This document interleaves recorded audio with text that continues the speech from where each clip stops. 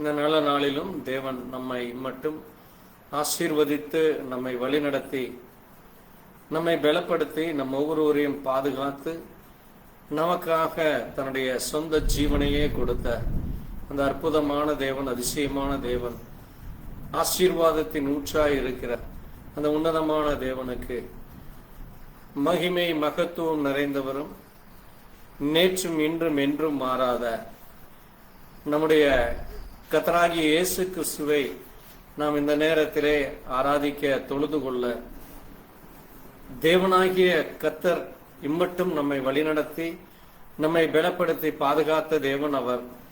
அந்த மகத்தான தேவனுக்கு, உண்மையுள்ள தேவனுக்கு நன்றி செலுத்தும் விதமாக இந்த நேரத்திலே தேவ சமூகத்திலே வர தேவன் நமக்கு இரக்கம் பாராட்டி இருக்கிறார்.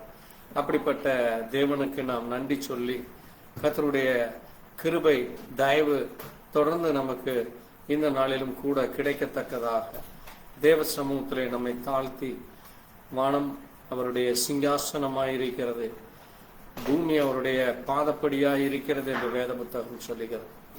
அவருடைய பாதத்திலே நாம் ஒரு நிமிஷம் வந்து இந்த நாளிலும் அவருடைய அன்பு மாறாதது, அவருடைய இரக்கம் மாறாததாக இருக்கிறது, அவருடைய கிருபை அவருடைய தயவு மாறாததாக இருக்கிறது. அந்த மாறாத தேவன், மகிமையின் தேவன், மகத்துவமானவருக்கு ஒரு நிமிஷம் நாம் நன்றி சொல்லும் விதமாக கர்த்தருடைய கரத்தில் இந்த ஆராதனை முழுவதுமாய் ஒப்பு கொடுத்து நாம் ஜெபிக்கலாம். நாம் ஜெபிப்போம். எங்களை நேசிக்கிற எங்கள் நல்ல ஆண்டவரே, கர்த்தராகிய இயேசு கிறிஸ்துவே, உம்மை துதிக்கிறோம் அப்பா, உம்மை ஸ்தோத்திரிக்கிறோம்.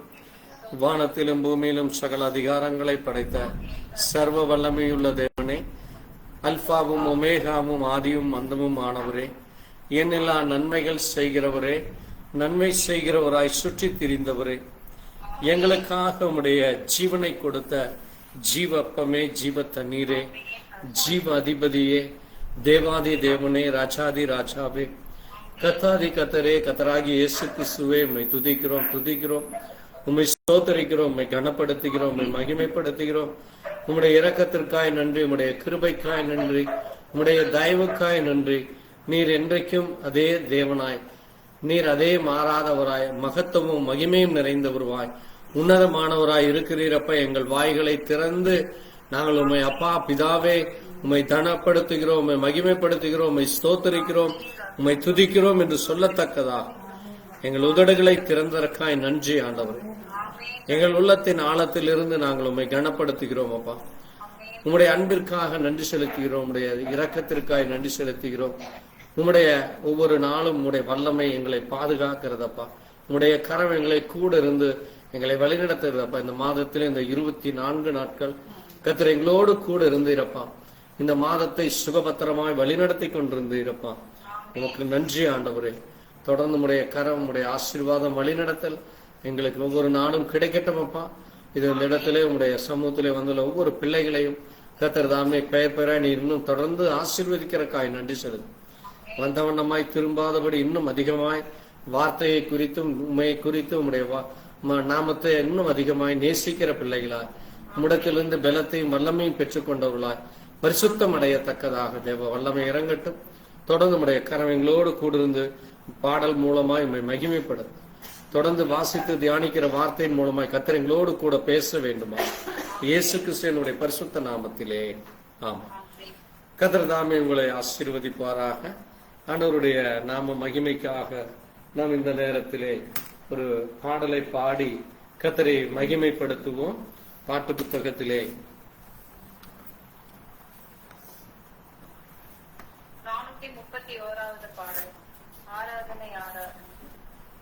431 ஆராதனை ஆராதனை.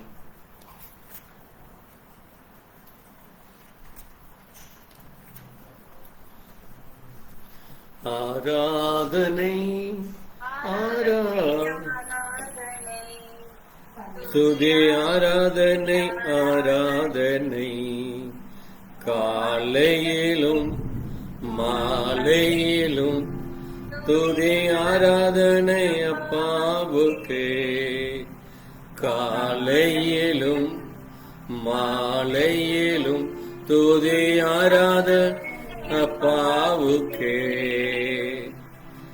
ஆராதனை ஆராதனை ஆராதனை ஆராதனை காலையிலும் மாலையிலும் துதி ஆராதனை அப்பாவுக்கே.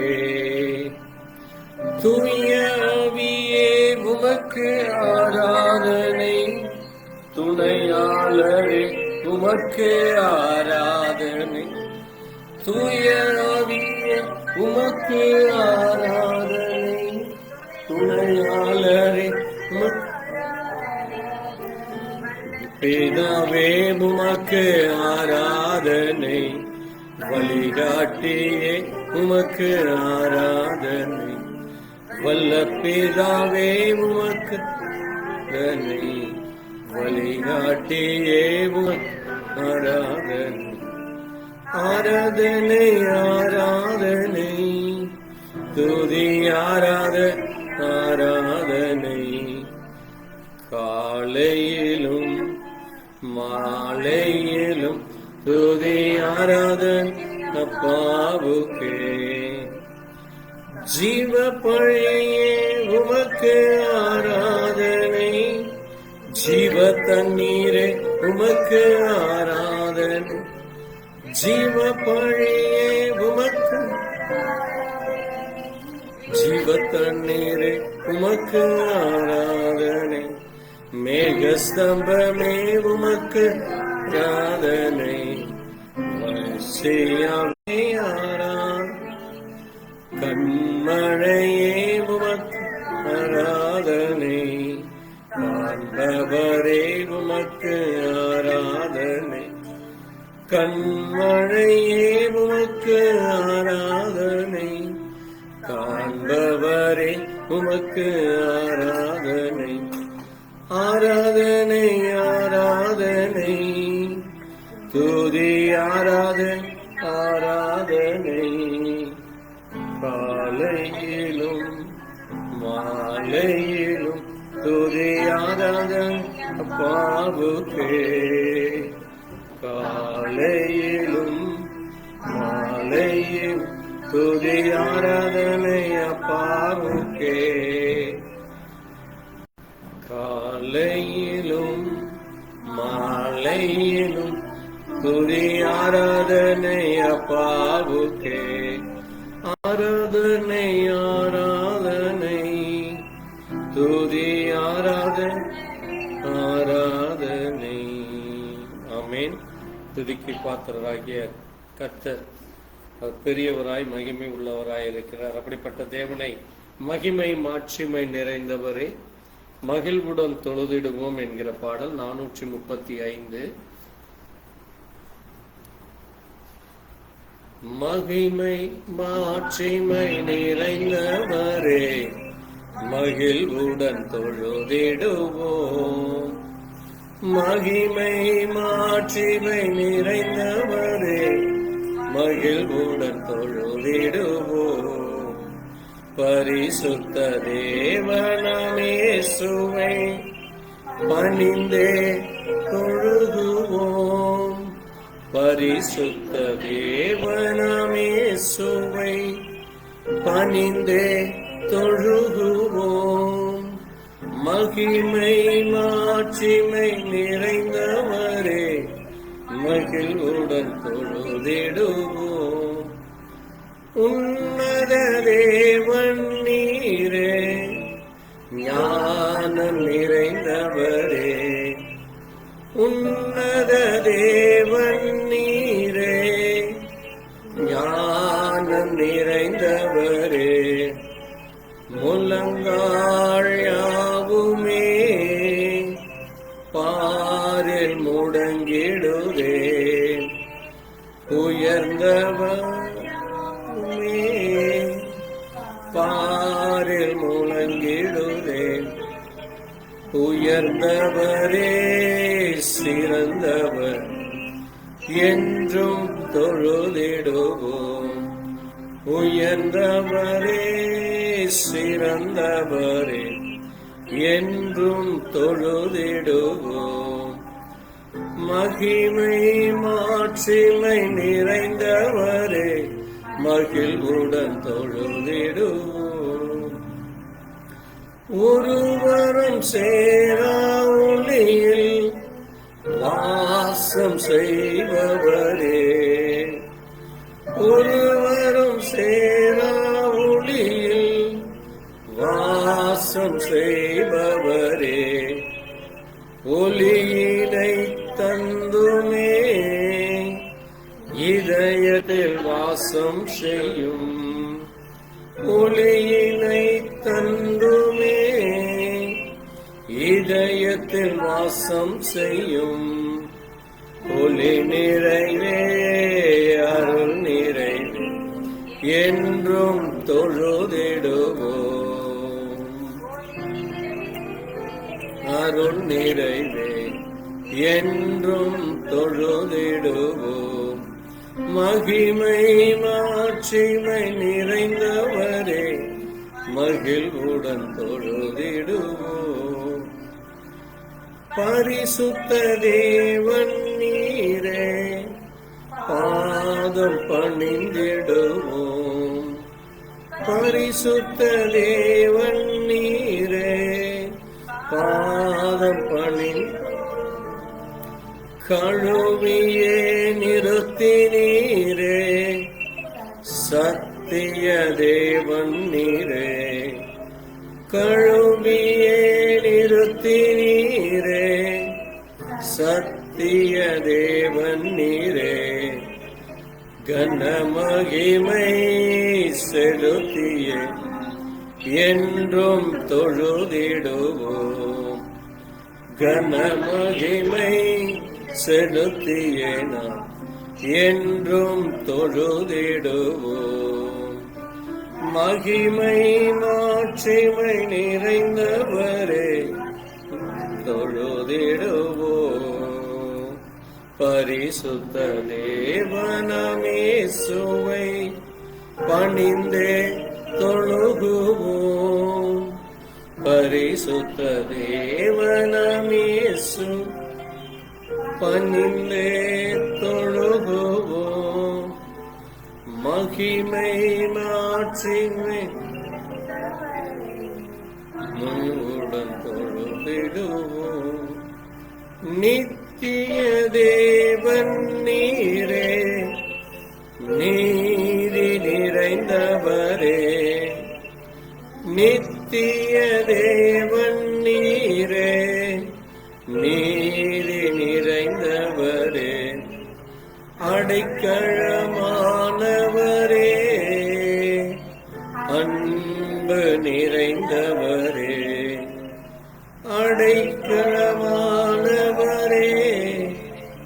அன்பு நிறைந்தவரே, நல்லவரே, வல்லவர் என்றும் தொழுதிடுவோம்.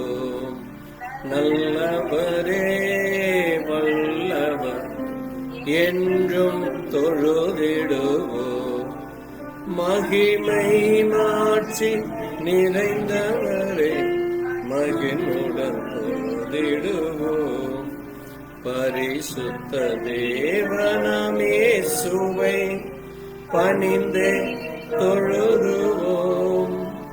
பரிசுத்த தேவனமேசுவை பணிந்தே தொழுகுவோம். மகிமை மாட்சி நிறைந்தவரே, மகிழ்வுடன் தொழுதிடுவோம்.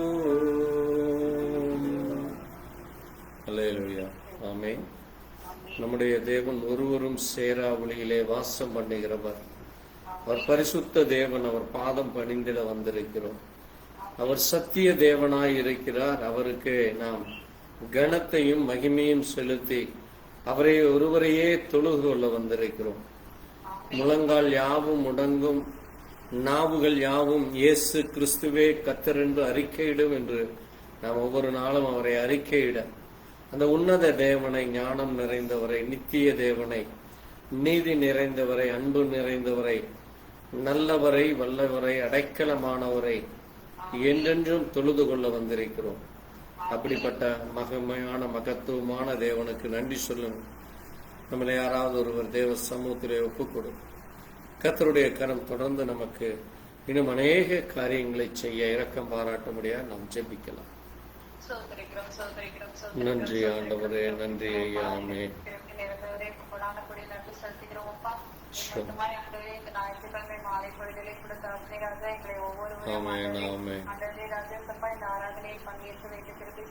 ஸ்தோத்திரம் ஆண்டவரே.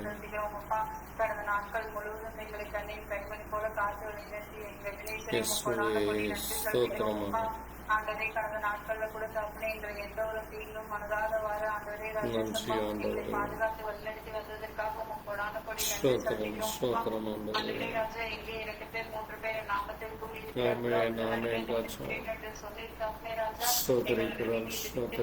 விசுவாசிக்கிறோம் அப்பா. இதுமாய் கூட ஆண்டவரே ராஜா, ஒவ்வொரு விசுவாசிகளுக்காக கூட ஜெபிக்கிறேன் பற்றி அறிவும் தக்க கிருபை பாராட்ட வேண்டுமா ஜெபிக்கிறேன். இந்த வேளையிலே நாங்கள் பாடுகிற பாடல்களையும் தியானிக்கிற வசனங்களையும் நீர் ஆசீர்வதிங்க தகப்பனே ராஜா. பெருமையாக போகாதவாறு நீர் பாதுகாத்து வழிநடத்துங்க. அதற்கு பலனளிக்கிற தேவனாய் இருக்கிறீர் தகப்பனே ராஜா. சோதரிக்கிறோம் அப்பா. கண்ணீரோடு விதைக்கிறவன் ஒவ்வொருவரின் மனதுக்குங்களின் காயங்களையும் எடுத்து போட்டு தகப்பனே ராஜா சப்பா, அவர்களுக்கு நீரே ஆறுதலின் தெய்வம் செலுத்துகிறோம் அப்பா. தவறுதல் செய்திருந்தால் கூட கிருபையாய் மன்னிங்க தகப்பனே ராஜா. இருக்கத்தக்க கிருபை பாராட்ட வேண்டும் ஜெபிக்கிறேன் தகப்பனே ராஜா. இந்த செல்ஃப் ஆலயத்தை கூட தகப்பனே ராஜா பெரிய ஆலயமாக மாற்றத்தக்க கிருபை ஆண்டவரே, இந்த வசனத்தை கேட்டு கூட தகப்பனே ராஜா அநேக மக்கள் தகப்பனே ராஜா. சோத்திரிக்கிறோம் ஊழியர்களுக்கு தடை வந்தும் கூட தகப்பனே ராஜா இந்த மாலை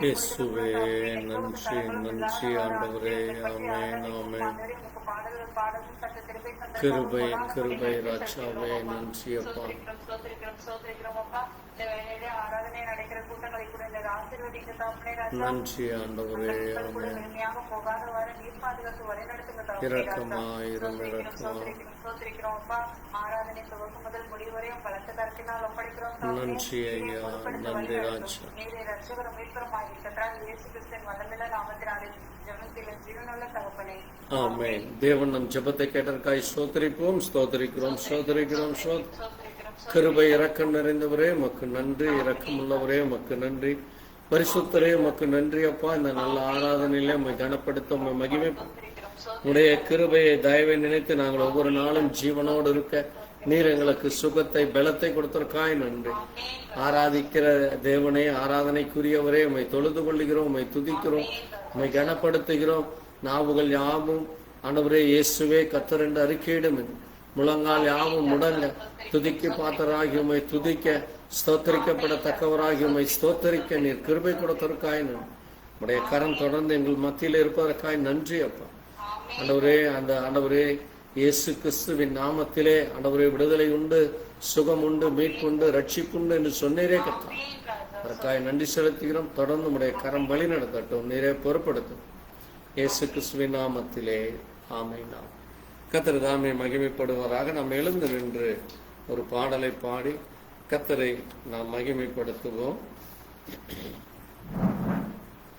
255வது பாடல். எண்ணில் அடங்கா ஸ்தோத்திரம் தேவா என்றென்றும் நான் பாடுவேன். எண்ணில் அடங்கா ஸ்தோத்திரம் தேவா என்றென்றும் நான் பாடுவேன்.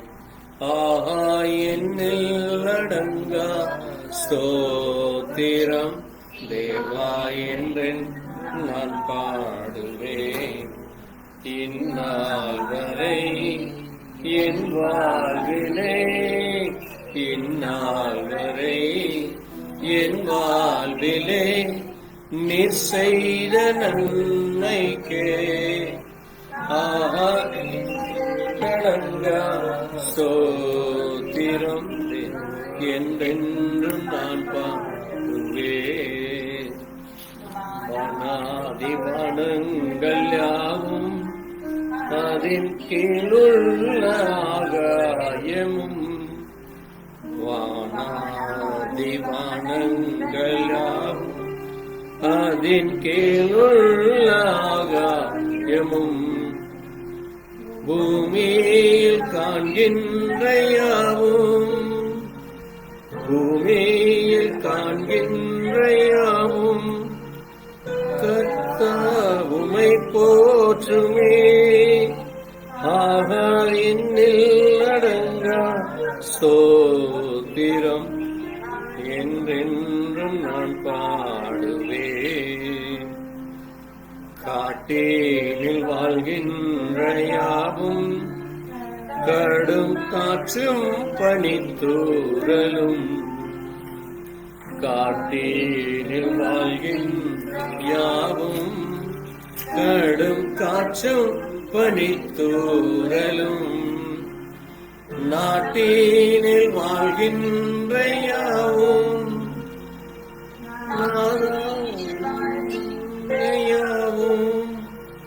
நாதா உம்மை போற்றுமே. ஆகா என்னில் அடங்கா ஸ்தோத்திரம் என்றென்றும் நான் பாடுவேன். இந்நாள் வரை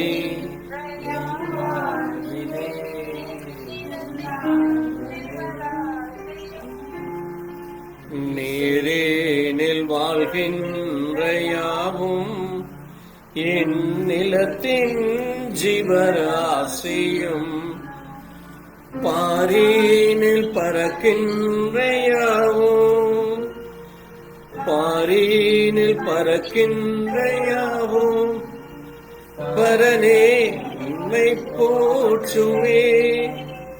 ஆகா என்னில் அடங்கா ஸ்தோத்திரம் என்றென்றும் நான் பாடுவேன்.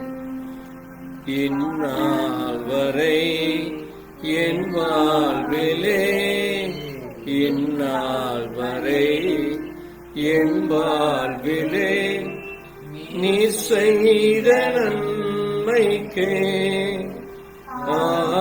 என்னில் அடங்கா ஸ்தோத்திரம் என்றென்றும் நான் பாடுவேன். வாழ வயதுள்ளோரும் நீகும் வயதால் முதிர்ந்தோர்களும் வாழ வயதுள்ளோரும் நீகும் வயதால் முதிர்ந்தோர்களும் தம்பாயினாலும் பலக தம்பாயினாலும் பாடி உம்மை போற்றுவாரே. ஆகா என்னில் அடங்கா ஸ்தோத்திரம் என்றென்றும் நான் பாடுவேன். இந்நாள் வரை என் வாழ்விலே இந்நாள் வரை என் வாழ்விலே நீர் செய்த நன்மைக்கே என்னில் அடங்கா ஸ்தோத்திரம் என்றென்றும் நான் பாடுவேன். தேவா என்றென்றும் நான் பாடுவேன். தேவா என்றென்றும் நான் பாடுவேன். அல்லேலூயா, ஆமென். நம்முடைய தேவனை கனப்படுத்த மகிமைப்படுத்த நாம் இந்த நேரத்திலே வந்திருக்கிறோம். ஒரு நிமிஷம் தேவ சமூகத்திலே நாம் நின்ற வண்ணமாக வேதத்திலிருந்து சில வார்த்தைகளை வாசித்து அவர் நமக்கு சொன்ன மகிமையான மகத்துவமான காரியங்களை குறித்து நாம் அறிந்து கொள்ளலாம். சங்கீத புத்தகத்தை வாசித்து தொடர்ந்து செய்திக்குள்ளாக செல்லலாம். சங்கீதம் 32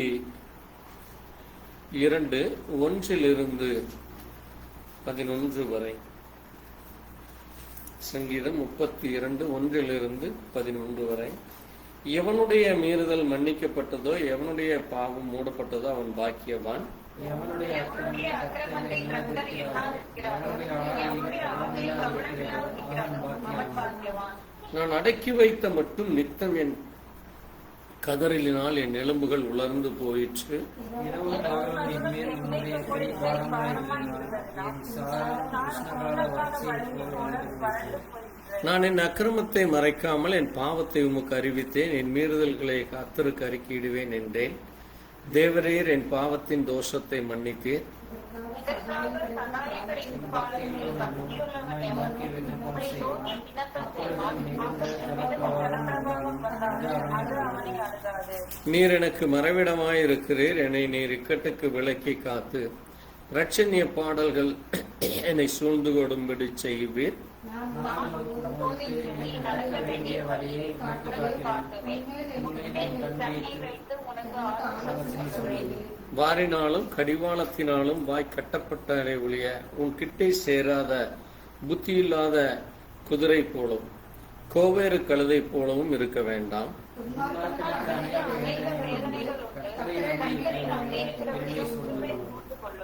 நீதிமான்களே கர்த்தருக்குள் மகிழ்ந்து களிக்கூறுங்கள். செம்மையான இருதயம் உள்ளவர்களே, நீங்கள் எல்லாரும் ஆனந்த முழக்கமிடுங்கள். ஆமென். வாசித்த வார்த்தைகளை கர்த்தர் தாமே ஆசீர்வதிப்பாராக. நாம் நின்ற வண்ணமாக மத்தேயு எழுதின சுவிசேஷ புஸ்தகம், மத்தேயு 12ஆம் அதிகாரம், மத்தேயு 12:17 முதல் 21 வரை நாம் வாசிக்கலாம். ஏசாயா தீர்க்கதரிசியால் உரைக்கப்பட்டது நிறைவேறும்படி இப்படி நடந்தது. அவன் உரைத்ததாவது: இதோ, நான் தெரிந்து கொண்ட என்னுடைய தாசன், என் ஆத்மாவுக்கு பிரியமாயிருக்கிற என்னுடைய நேசன், என் ஆவியை அவர் மேல் அமர பண்ணுது. அவர் புரஜாதிகளுக்கு நியாயத்தை அறிவிப்பார், வாக்குவாதம் செய்யவும் மாட்டார், கூக்குரலிடவும் மாட்டார். அவருடைய சத்தத்தை ஒருவனும் வீடுகளில் கேட்கவும் இல்லை. அவர் நியாயத்திற்கு ஜெயம் கிடைக்கும் பண்ணும் வரைக்கும் நெறிந்த நாளையை முடிக்காமலும் அங்கி எரிகிற திரியை அழைக்காமலும் இருப்பார். அவருடைய நாமத்தினர் புறஜாதியை நம்பிக்கையாக இருப்பார்கள் என்பதே. ஆமென். நாம் நின்ற வண்ணம் ஒரு நிமிஷம் கர்த்தருடைய சமூகத்தில் வாசித்த வார்த்தைகள் மூலமாய் கர்த்தர் தொடர்ந்து பேசத்தக்கதா ஜெபிக்கலாம். எங்களை நேசிக்கிற எங்கள் நல்ல ஆண்டவரே, கர்த்தராகிய இயேசு கிறிஸ்துவின் அருமையான நேரத்திலே வாசிக்கப்பட்ட சத்திய வார்த்தைக்காய் ஆண்டவரே, உம்முடைய தீர்க்கதரிசியாகிய ஏசாயா உம்மை குறித்தும் நீர் இந்த பூமியில என்ன நோக்கத்திற்காய் வந்தீர், என்ன செய்தீர், எப்படி அதை செய்து முடித்தீர், அது யாருக்கெல்லாம் அது நன்மைகள், யாருக்கெல்லாம் அது ஒரு எச்சரிக்கை நியாயத்தீர்ப்பிலே கொண்டு முடியும், யாருக்கெல்லாம் அது துக்கத்தை, மரணத்தை, பிரிவினைகளை கொண்டு வரும் என்று நாங்கள் வாசித்த வார்த்தையின் மூலமாய் அதனுடைய மகிமையை, அதனுடைய மகத்துவங்களை, அதனுடைய அதிசயங்களை, ஆசீர்வாதங்களை, அதிலே சொல்லப்பட்ட ரகசியங்களை அறிந்து கொள்ள தேவ இரக்கம்தான்.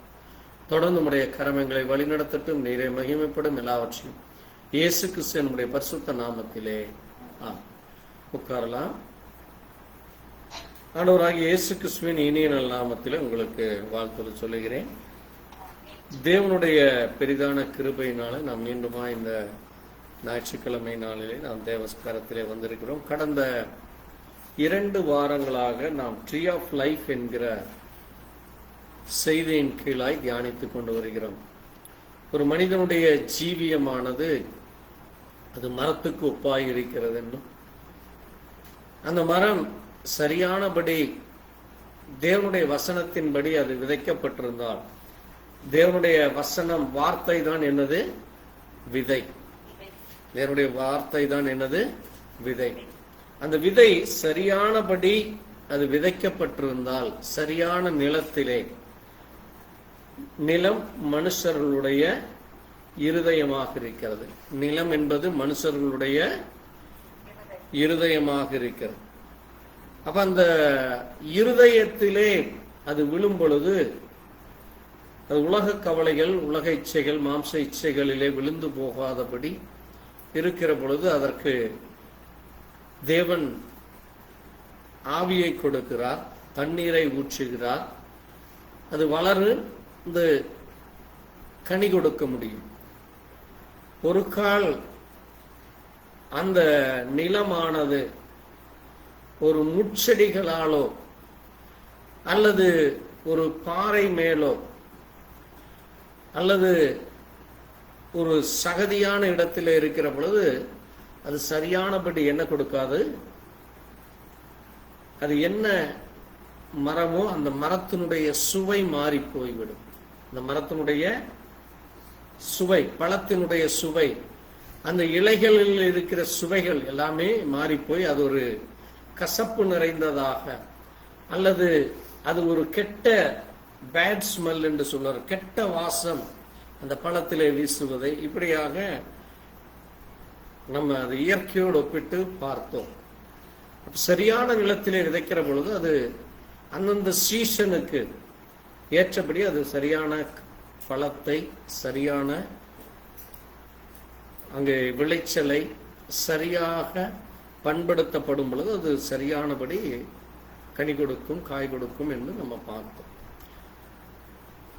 அப்ப தேவன் தன்னுடைய பிள்ளைகளை சரியாக பயன்படுத்துகிறார். சர்வீஸ், அதற்கு என்ன பேரு? சர்வீஸ், சேவை. இப்ப தேவனுக்கு நம்ம எப்படி சர்வெண்டாக நம்ம பயன்படுகிறோம், எப்படி தேவனுக்கு என்று நம்மை ஒப்பு கொடுக்கிறோம். ஒரு முதலாவது நம்ம எப்படி தேவனுக்கு ஒப்பு கொடுக்கிறோம்? யாரானாலும் முதலாவது யாரு? we all are believers. we are all நம் தேவனுடைய சமூகத்திலே நம்ம ஒவ்வொருவரும் ஒரு விசுவாசிக்கு பிறகுதான் என்னது ஊழியக்காரரோ அல்லது மேய்ப்பர் என்றோ அல்லது போதகர் என்றோ அல்லது பிரசங்கி என்றோ சுவிசேஷகன் என்றோ சொல்ல முடியும். அவர் அந்த விசுவாசத்திற்குள்ளாக வராமல் அவர் இந்த பொறுப்பை எடுத்து செய்ய முடியாது. ஆமென். எப்படி முதலாவது ஒரு குழந்தை பிறக்க வேண்டும், குழந்தை பிறக்க இருந்தால்தான் அந்த குழந்தை அந்தந்த ஏஜுக்கு தகுந்த மாதிரி அதனுடைய அந்த பெயர்கள் மாறும். முதல்ல குழந்தை, பிறகு அது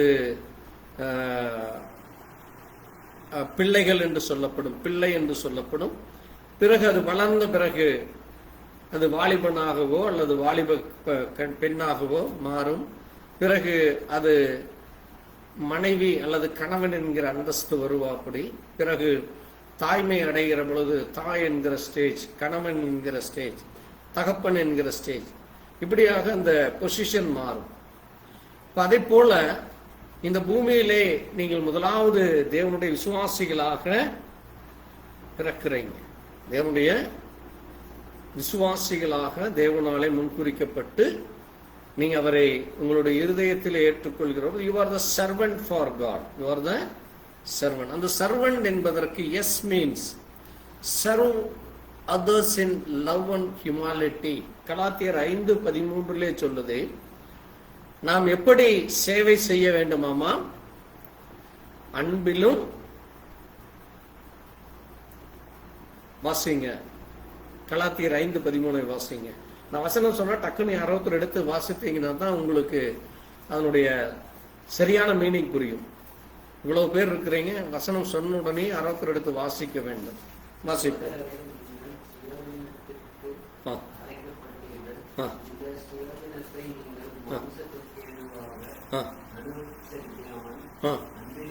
பாருங்க, அன்பினாலே ஒருவருக்கொருவர் ஊழியம் செய்யுங்கள்.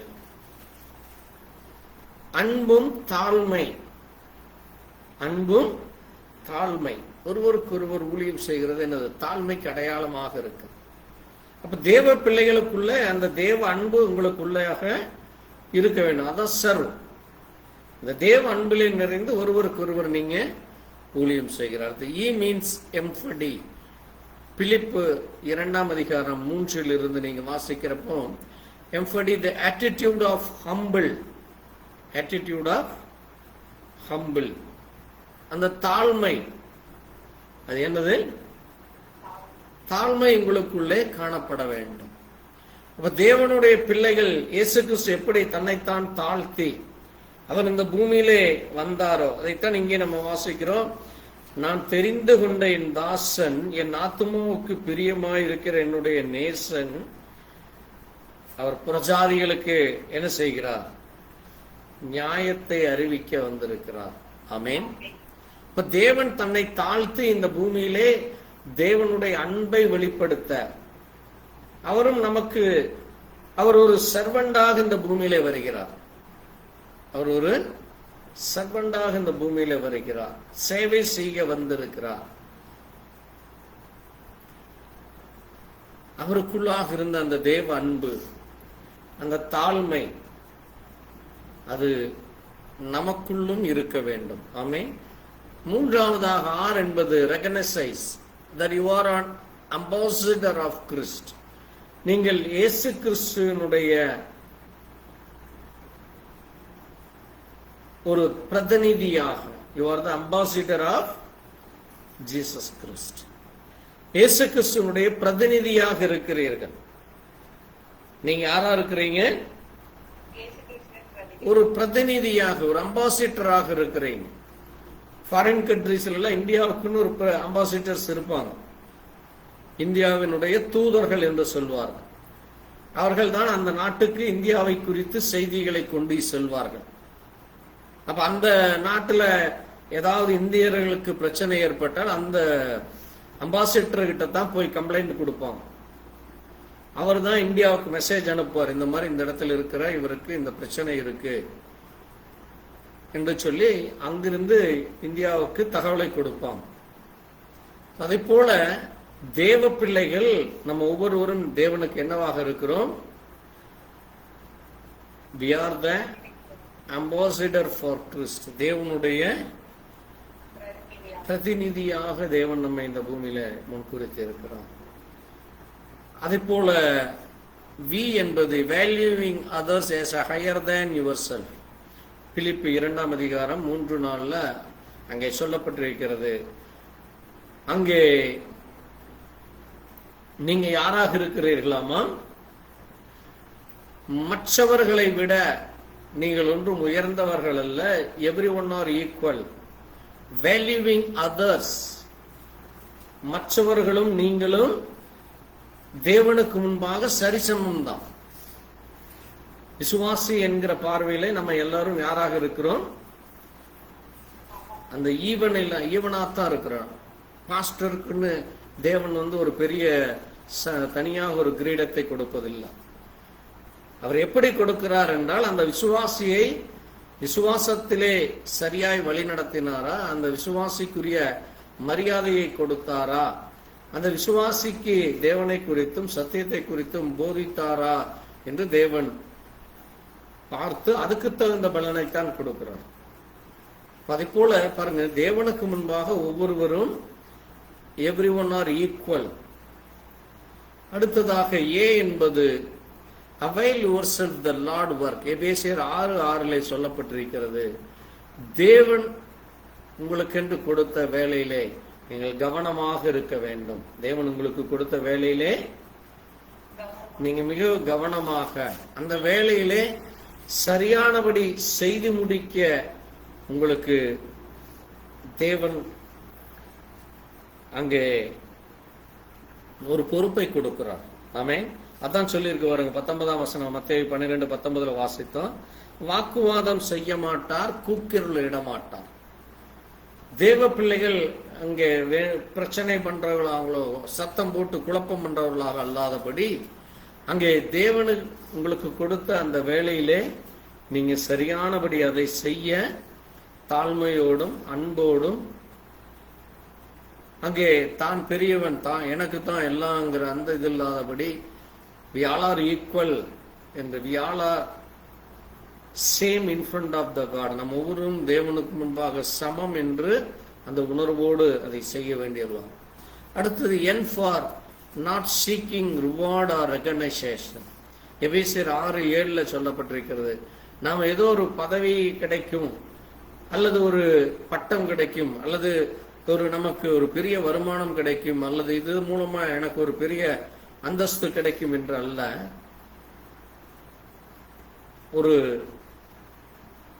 அதை நீங்க ஒரு ஃப்ரீ கிஃப்டாக தேவனுக்கு என்று செய்கிறீர்கள். not seeking reward or recognition. இப்ப நீங்க அதை ஒரு தாழ்மையான இயேசு கிறிஸ்து இந்த பூமியிலே அவருடைய சரீரத்தை முழுவதுமாக ஒப்பு கொடுத்தார். அப்படி கொடுத்து தான் எதை பெற்றுக்கொண்டார்? பிரஜாதிகள் அவர் மேல் நம்பிக்கை வர. வாசிங்க இந்த 21ஆம் வசனத்தை, மத்தேயு 12:21. அவருடைய நாமத்தின் மேல் பிரஜாதியார் நம்பிக்கையாயிருக்க. இப்ப பிரஜாதியார் அவர் மேல நம்பிக்கையா இருக்கிறக்கு அவர் இறங்கி வருகிறார். அப்ப அவர் யார் என்பது வெளிப்படுத்த அவர் இந்த பூமியில இறங்கி வருகிறார். அதைத்தான் 2 தீமோத்தேயு டீச்சிங், அது லாஸ்டாக சர்வன்களுடைய கடைசி டி என்பது teaching others the truth of God grace. தேவனுடைய சத்தியத்தையும் தேவனுடைய கிருபை வரத்தையும் தேவனுடைய தயவையும் குறித்து நாம் உண்மையை பேசுவதற்கு நம்மை வைத்திருக்கிறார். அதுதான் இயேசு கிறிஸ்து அங்கே வந்தார். நானே வழியும் சத்தியமும் ஜீவனுமாய் இருக்கிறேன். இயேசு அந்த சத்தியத்தை சொன்னார். தனக்குள் இருக்கிற அந்த ஜீவனை குறித்து அவர் பேசினார். அந்த ஜீவன் தான் நமக்கு என்ன கொடுத்தது? பரிசுத்த ஆவியை கொடுத்தது. ஆமென். இயேசு கிறிஸ்து மரித்ததனால்தான் நமக்கு என்ன கிடைச்சது? பரிசுத்த ஆவியானவர் கிடைத்தார்.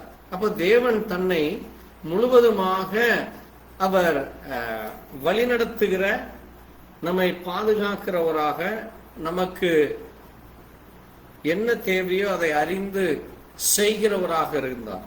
ஆமென். அதான் தேவ பிள்ளைகளுக்கு தேவன் கொடுத்த ஒரு மிகப்பெரிய ஒரு ஆசீர்வாதம். இப்போ தேவ பிள்ளைகள் எப்படி இந்த அவர் அங்க பார்த்தீங்கன்னா 20ஆம் வசனம் சொல்ல, அவர் நியாயத்திற்கு ஜெயம் கிடைக்க பண்ணுகிறவர். தேவன் நியாயத்திற்கு எப்படி ஜெயம் கிடைத்தார் என்றால், அவருக்குள்ளாக அவருடைய சிந்தனைகள், தேவனுடைய சிந்தனைகள், அவருடைய யோசனைகள் அங்கே முழுவதுமாக தேவ பிள்ளைகளை குறித்து தான் இருந்தது. தேவ பிள்ளைகளை குறித்து தான் இருந்தது. தேவனுடைய பிள்ளைகளுக்கு என்ன தேவையோ அதை குறித்து தான் அவர் யோசித்து சிந்தித்துக் கொண்டிருந்தார். ஆமென். அப்ப அங்க மிக முக்கியமான ஒரு காரியம் என்ன என்று நம்ம பார்க்கிறப்போ, அங்கே mind, your mind is a battle bringing every thought into captivity to the obedience of Christ. 2 கொரிந்தியர் 10ஆம் அதிகாரம் 1-6 வரை நீங்க வாசிக்கிறப்போ, நம்முடைய மனது அது எப்படி இருக்கிறதாமா? ஒரு போராட்டம் உள்ளதாக. அது பிசாசானவன் என்ன செய்ய விரும்புகிறான்? தேவ பிள்ளைகளை அவருடைய மனதை டைவர்ஷன் செய்து நீங்க ஜெயம் கொள்ள முடியாதபடி, அல்லது சரியானபடி ஒரு நியாயத்திற்காக போராட முடியாதபடி அவன் முதலாவது உங்களை திசை திருப்ப பண்ணுவான். அநியாயம் செய்ய வைக்கிறது, அல்லது நீங்க ஒரு காரியத்தை செய்யலாம் என்று நினைக்கிறப்போ அதில் உங்களுக்கு வெற்றி கிடைக்காதபடி ஏதாவது ஒரு தடைகளை கொண்டு வருகிறது. அப்போ இதையே நம்ம ஓவர் கம் செய்ய வேண்டுமானால், இதிலே நம்ம சரியானபடி நாம் ஜெயம் கொள்ள வேண்டுமானால், தேவனுடைய கிருபை நமக்கு கிடைக்க முதலாவது நம்முடைய மனதை, மைண்ட், தேவ சமூகத்திலே முழுவதுமாக ஒப்பு கொடுக்க வேண்டும். ஒரு மனிதனுக்குள்ளாக ஜெயம் கிடைக்க அவனுடைய மனம் புதிதாகிறதுனாலே என்று சொல்லுகிறது வேதம். ரோமர்ல வாசிக்கிறப்போ 12:1 சொல்லுது, உங்கள் மனம் புதிதாகிறதுனாலே. அப்ப இந்த எம் என்பது, மைண்ட்ல எம் என்பது 2 கொரிந்தியர் 10:5 நீங்க வாசிங்க.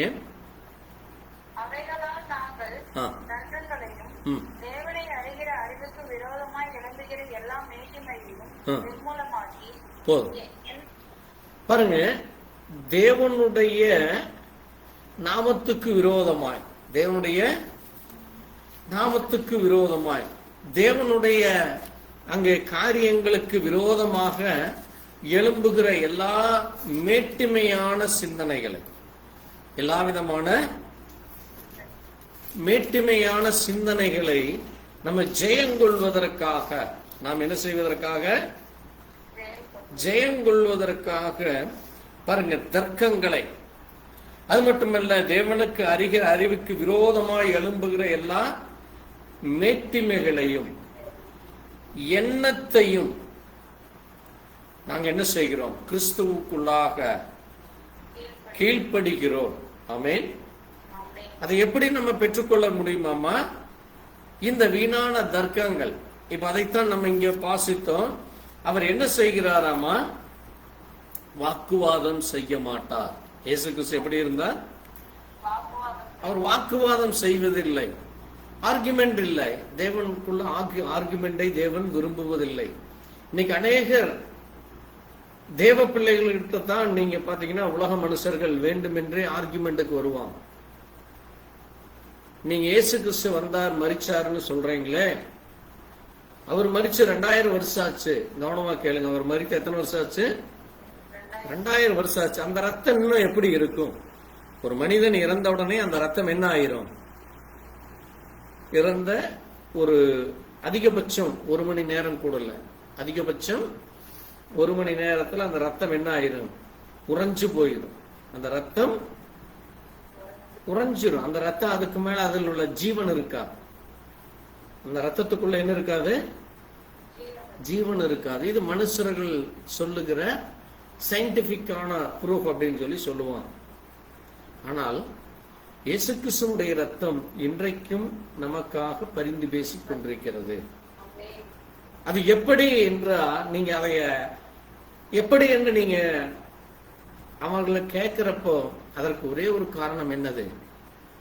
விசுவாசம். ஆமென். அது என்னது?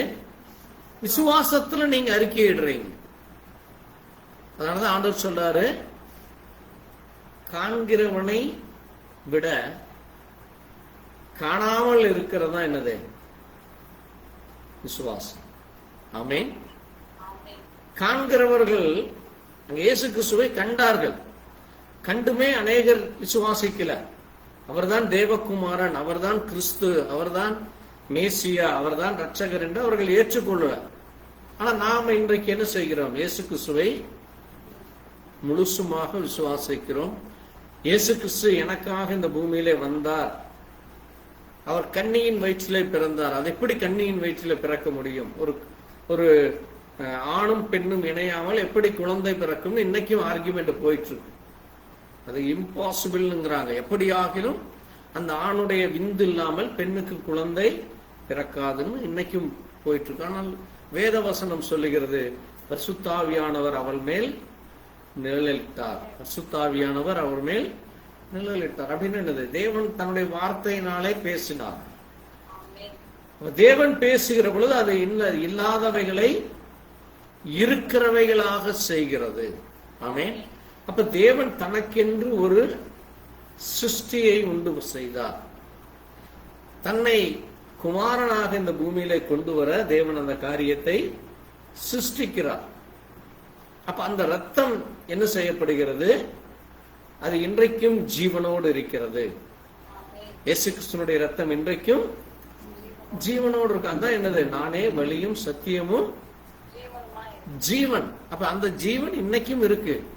அப்ப மனுஷர்கள் சொல்லுவது என்னது? இல்ல, அவர் மரிச்சிட்டாரு, அவர் மரித்த பிறகு எப்படி ஜீவன் இருக்கும் என்று. ஆனா வேதம் சொல்லுது அவர் ஜீவனுள்ள தேவன். அவர் எப்படிப்பட்ட தேவன்? அவர் ஜீவனுள்ள தேவன், இன்றைக்கும் ஜீவிக்கிற தேவன். இன்றைக்கும் அவர் என்ன செய்கிறார்? ஜீவிக்கிற தேவன். அப்ப இந்த மாதிரியான தர்க்கங்கள், இந்த மாதிரியான தர்க்கங்கள், அடுத்தது என்னது? தேவனை அறிகிற அறிவுக்கு விரோதமாய் எழும்புகிற காரியங்கள். நீங்க அதை அறிந்து கொள்ள விரும்புறப்போ அதற்கு விரோதமான காரியங்கள் எழும்பி அது உங்களுடைய ஜீவியத்தை, அதனாலதான் இன்றைக்கு கொடுக்கிற செய்தியின் தலைப்பு என்னது? லைஃப். கொடுக்கிற செய்தி என்னது? லைஃப். அப்போ நம்முடைய ஜீவன் அது கிறிஸ்துவுக்குள் மறைந்திருக்கிறதுன்னு வேதம் சொல்லுது. இப்ப இந்த லைஃப் நீங்க சரியானபடி புரிந்து கொள்ள விட்டால் அது என்னதான் முடியும்? ஒவ்வொரு நாளும் குழப்பத்தோட, போராட்டத்தோட, அது ஒரு ஸ்ட்ரகிளோட தான் இருக்கும்.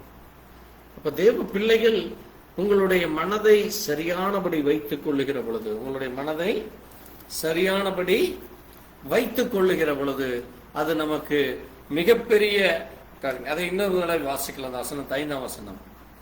அவைகளால் நாங்கள் தர்க்கங்களையும் தேவனை அறிகிற அறிவுக்கு விரோதமாய் எழும்புகிற எல்லா மேட்டிமையையும் நிர்மூலமாக்கி பாருங்க, எந்த எண்ணத்தையும் கிறிஸ்துவுக்குள் கீழ்ப்படிய சிறைப்படுத்தும். அப்போ அது எந்த மாதிரியான காரியம் வந்தாலும் சரி, யார் என்ன குழப்பினாலும் சரி, மறுபிறப்பு இருக்கா? இருக்கு. ஆண்டவர் சொல்றாரு, ஒருவன் மறுபடியும் பிறக்காவிட்டால் தேவனுடைய ராஜ்யத்திலே பிரவேசிப்பதில்லை. அப்போ அந்த இவர் கேட்கிறாரு, அது எப்படி முடியும்? அது எப்படி ஒரு மனிதன் பிறந்த பிறகு மறுபடியும் எப்படி பிறக்க முடியும்? ஆண்டவர் சொல்றாரு, ஜலத்தினாலும் ஆவியினாலும் பிறவாவிட்டால் தேவனுடைய ராஜ்யத்திலே பிறப்பு. அப்ப அதுதான் நம்ம ஜலத்திலே பிறக்கிறோம். இயேசு கிறிஸ்துவை தேவன் என்று அறிக்கையிட்டு ஞானஸ்நானம் எடுக்கிறோம். அதான் ஜலம். ஆவி என்பது பரிசுத்தாவியிலே நாம் நிரப்பப்படுகிறோம்.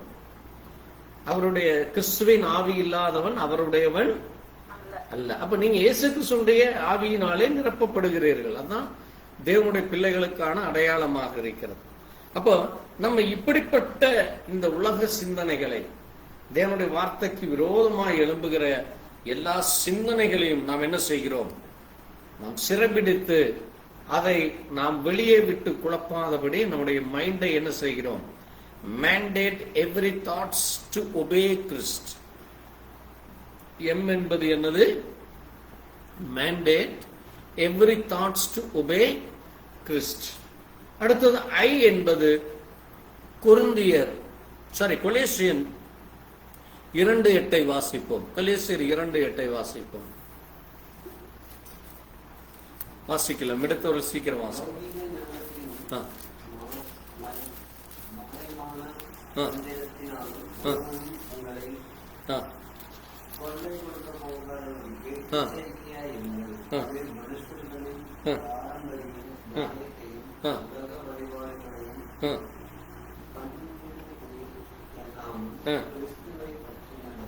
பாருங்க, இன்றைக்கு ஜனங்கள் என்ன செய்கிறார்கள் என்றால், கவனமா கேளுங்க.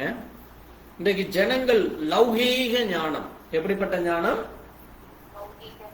லௌகீகம்னா என்னது? இந்த உலகத்தை குறித்தான லௌகீகம் என்பது ஆடம்பரமான ஒரு பெரிய அந்தஸ்து, அல்லது பெரிய ஒரு மனுஷனை போல, அல்லது ஒரு பெரிய நல்ல படிப்பு படித்தவர், அல்லது பெரிய ஒரு உத்தியோகஸ்தர்கள், ஒரு சயின்டிஸ்ட், அல்லது ஒரு பெரிய PhD படித்தவர், அல்லது ஒரு பெரிய ஒரு பட்டம் பெற்றவர்னு சொல்லி இந்த உலக ஞானத்தினாலே. அடுத்தது என்னது? மாயமான தந்திரம். மாயமான தந்திரம். இப்படி ஒருவனும் உங்களை கொள்ளை கொண்டு போகாதபடி எச்சரிக்கையாயிருங்கள். Identify spiritual dangerous idea. நம்ம என்ன செய்ய வேண்டும்? ஐ என்பது ஐடென்டிஃபை ஸ்பிரிச்சுவல் டேஞ்சர் ஐடியா. ஆவிக்குரிய அந்த மிக மோசமான ஒரு எச்சரிக்கை உள்ள காரியத்தை நீங்கள் அடையாளம் கண்டு, அது எப்படி வருகிறது, அந்த ஐடியா எப்படி இருக்கிறது என்று நீங்கள் அடையாளம் கண்டு நீங்க என்ன செய்ய வேண்டும்? அது இயேசு கிறிஸ்துவை அல்லாமல் வேறு எந்த விதத்திலே அது வந்தாலும் அதை நீங்க ஏற்றுக்கொள்ளக்கூடாது. ஆமென். அதைத்தான் சொல்லுது, லௌகீக ஞானம், மாயமான தந்திரம், ஒருவனும் உங்களை கொள்ளை கொண்டு போகாதபடி எச்சரிக்கையாருங்கள். ஏன் அப்படி சொல்லுகிறார் என்றால், அது மனுஷர்களின் பாரம்பரிய நியாயத்தையும், இந்த மனுஷர் உலகத்திலே இதுதான் நியாயம், இதுதான் தர்மம், இதுதான் சரி, இது தப்பு என்று சொல்லி அந்த சடங்காச்சாரங்கள் அல்லது உலக வழிபாடுகள் அல்லது உலக முறைமைகள் என்று சொல்லுகிற அந்த காரியமும் உலக வழிபாடுகளும் அது உலகத்தை பற்றினதும் உலக மனுஷர்களுடைய பாரம்பரியமும் உலக மனுஷர்களுடைய நீதி நியாயமுமாக இருக்கிறதே அல்லாமல், கவனமா பாருங்க, இந்த வசனம் மிக மிக முக்கியமான ஒரு வசனம். தேவ பிள்ளைகள், இதை நீங்க உங்களுடைய தனிப்பட்ட வாழ்க்கையில மிக கவனமாக இந்த வசனத்தை நீங்க தியானிக்க வேண்டும். மிக கவனமாக இதை தியானிக்க வேண்டும். ஏன்னா நம்ம இன்னைக்கு எந்த எந்த காலத்தில் இருக்கிறோம்? இன்னைக்கு என்ன காலம் இது? அது தேவ பிள்ளைகளுக்கு கிடைக்கிறது. உலக பிரகாரமா நம்ம இன்னைக்கு என்ன காலத்தில் இருக்கிறோம்? கம்ப்யூட்டர் உலகத்துல. கம்ப்யூட்டர் உலகம். எனவே என்ன உலகத்தில் இருக்கிறோம்? கம்ப்யூட்டர் உலகம். இன்னைக்கு உலகம் முழுசும் கம்ப்யூட்டர்ல நாலேஜ் பெருகி கொண்டிருக்கிறது. இன்னைக்கு ஒரு தேவனை குறித்து அறியாதவர்களே பைபிள்ல என்னென்ன இடத்துல என்னென்ன சொல்லி இருக்குன்னு ஒரு சின்ன ஒரு கொஸ்டின் அங்க இன்னைக்கு இருக்கிற ஏஐல மீட்டாவா இருக்கட்டும், அல்லது கூகுள்ல ஜெமினியா இருக்கட்டும், அல்லது இன்னைக்கு அநேக வெப் சர்ச்சிங் டூல்ஸ் இருக்கு. நீங்க அதுல போய் பைபிள் என்ன சொல்லுது, இயேசு கிறிஸ்துவை பத்தி என்ன சொல்லுது, அல்லது விசுவாசம்னா என்ன சொல்லுதுன்னு சும்மா நீங்க ஒரு டைப் அடிச்சீங்கன்னா உங்களுக்கு அது அப்படியே ஹிஸ்டரியா சொல்லும். பிசாசுனா யாரு, இப்படி உங்களுக்கு அநேக இதுல அதை சொல்லி கொடுக்குது. பட் அதை போல உலகத்துல ஒவ்வொரு மதங்களும் என்ன, அந்தந்த தத்துவ ஞானிகள் என்ன பேசினாங்க, அல்லது இவர்கள் என்ன செய்தார்கள், அவர்கள் என்ன செய்தார்கள் என்று இன்னைக்கு நீங்க ரொம்ப சுலபமா எல்லா சப்ஜெக்டும் எடுக்க முடியும். அதே மாதிரி அல்கோரிதம்னா என்ன, மேக்ஸ்னா என்ன, அல்ஜீப்ரானா என்ன, அல்லது சயின்ஸ்னா என்ன, அல்லது என்ஜினியரிங்னா என்ன. இன்னைக்கு உலகத்துல உங்களுக்கு என்ன கேள்வி இருந்தாலும் சரி, உங்களுக்குள்ள ஒரு 1000 கேள்வி இருக்குது, 1,00,000 கேள்வி இருந்தாலும் அது ஒரு நிமிஷத்துல உங்களுக்கு அந்த 1,00,000 கேள்விகளுக்கு நீங்க கேட்கிற கேள்விகளுக்கு அடுத்த நிமிஷமே பதில் சொல்லிடும். நான் ஏன் சொல்ல வரேன்னா, இன்னைக்கு அதுதான் என்னது, லௌகீக ஞானம். அது என்னது, உலக ஞானத்துல இன்னைக்கு உலகம் போய்கொண்டிருக்கிறது. இந்த பைபிளை பத்தி தவறாகவும் போதிக்கப்படுகிறது. இயேசு கிறிஸ்துவை குறித்து தவறாகவும் போதிக்கப்பட்டிருக்கிற காரியங்கள் இருக்கிறது. தவறான பிரசங்கங்கள் இருக்கிறது. அவருடைய வாழ்க்கை தவறான சொல்லப்பட்ட காரியங்கள் இன்றைக்கு இந்த இன்டர்நெட் யுகத்துல எல்லா இடங்களிலும் பரவி கிடக்கு. தேவ பிள்ளைகள், நீங்க மிக கவனமாக, மிக எச்சரிக்கையாக identify spiritual dangerous idea. Identify spiritual dangerous idea. நம்ம மிகவும் எச்சரிக்கையோடு இருக்க வேண்டும். அதைத்தான் இங்க சொல்லுது. அது உலகத்தை குறித்தும் உலக மனுஷருடைய பாரம்பரியத்தை குறித்தும். வாசிங்க இந்த கொலேசியன் 2nd chapter 8th verse இன்னொரு தடவை வாசிங்க. பாருங்க, லௌகீக ஞானத்திலும் மாயமான தந்திரத்திலும் ஒருவனும் உங்களை கொள்ளை கொண்டு போகாதபடி எச்சரிக்கையாயிருங்கள். அது மனுஷர்களுடைய பாரம்பரிய நியாயத்தையும் உலக வழிபாடுகளையும் பற்றினதே அல்லாமல் கிறிஸ்துவை பற்றி. அப்ப இன்றைக்கு ஒரு தேவ பிள்ளைகள், நீங்க சரியான விசுவாசத்திலே வளரவும், சரியான விசுவாசத்திலே வளரவும். தேவ அன்பு என்றால் என்ன? What is the real love? What is the agape love? What is the phileo love? நான் உங்களுக்கு அந்த வெரிஃபை அதனுடைய அது என்ன வேரியேஷன் உங்களுக்கு சொல்லி கொடுத்துருக்கிறேன். அகபோ லவ்னா என்ன? அது தேவ அன்பு. அதனுடைய ரியல் மீனிங் என்ன நான் உங்களுக்கு சொல்லி இருக்கிறேன். ஃபீலியோ லவ், மாம்சீக அன்பு, அது என்னன்னு நான் உங்களுக்கு சொல்லி இருக்கிறேன். அப்ப பாருங்க, அதை நாம் அடையாளம் காண வேண்டும். அதே மாதிரி 3 காரியம் இருக்கு: விசுவாசம், நம்பிக்கை, அன்பு. விசுவாசம், நம்பிக்கை, அன்பு. இதில் அன்பே பெரியது. உங்களுக்கு மலையை பெயர்க்கத்தக்க விசுவாசம் இருக்கலாம், ஆனால் உங்களுக்குள்ள அன்பு இல்லைன்னா நீங்க ஒன்றுமே இல்லை. அப்போ பாருங்க, தேவன் அதை சரியானபடி பகுத்தறிகிற ஞானத்தை நமக்கு கொடுத்திருக்கார். அதுதான் தேவ பிள்ளைகளுடைய ஜீவியத்திற்கு அடையாளமாக இருக்கிறது. அதை நம்ம அடையாளம் காண வேண்டும். Identify spiritual danger ideas. Amen. மூன்றாவதாக எண் என்பது கலாத்தியன் 5:24 சொல்லுது, நியூலிஃபை ஃபிளஷ்லி பேஷன். வாசிங்க, கலாத்தியர் 5:24 வாசிங்க.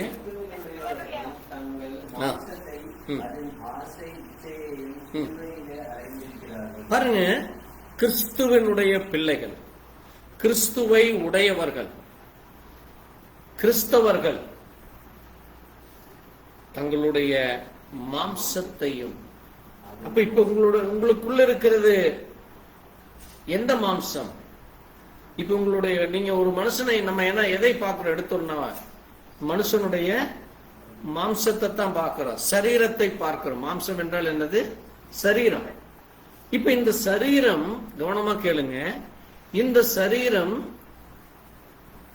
மறுபிறப்படைந்த சரீரமா? இந்த சரீரம் எப்படிப்பட்டது?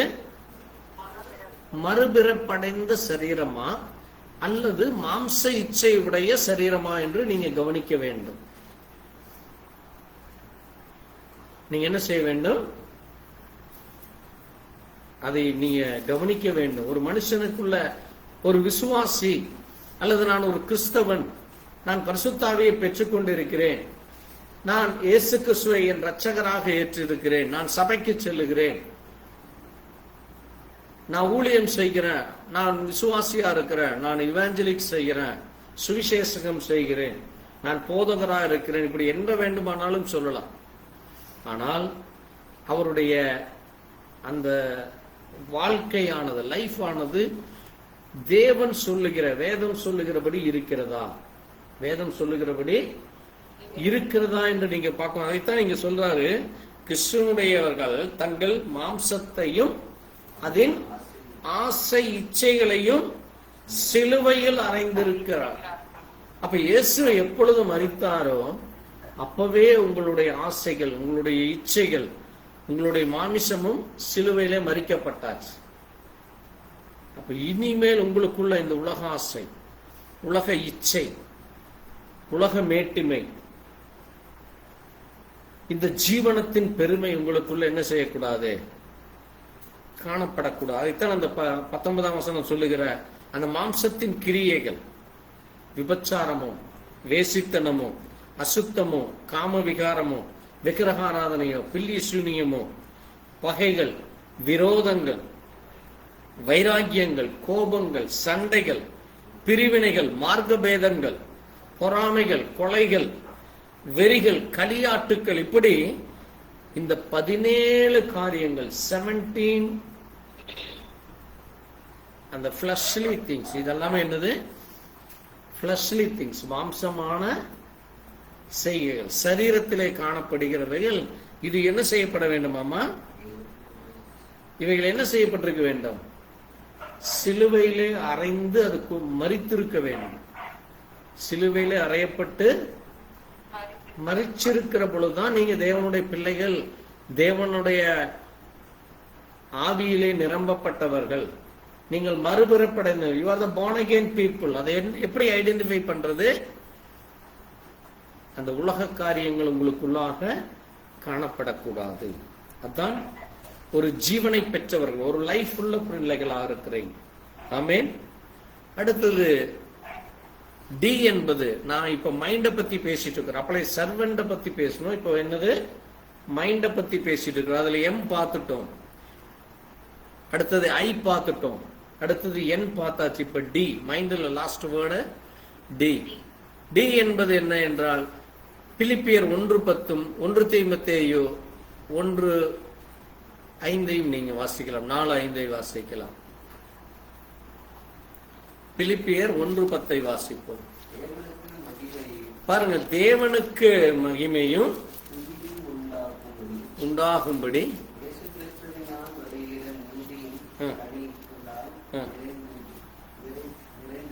பாருங்க, நீங்க எப்படி இருக்க வேண்டுமாமா? உங்களுடைய mind discern truth from error. எப்படி இருக்க வேண்டுமாமா? நீங்க தேவனுக்கு மகிமை உண்டாகும்படியா உங்கள் ஜீவியம் எப்படி இருக்க வேண்டும்? It's glory to God.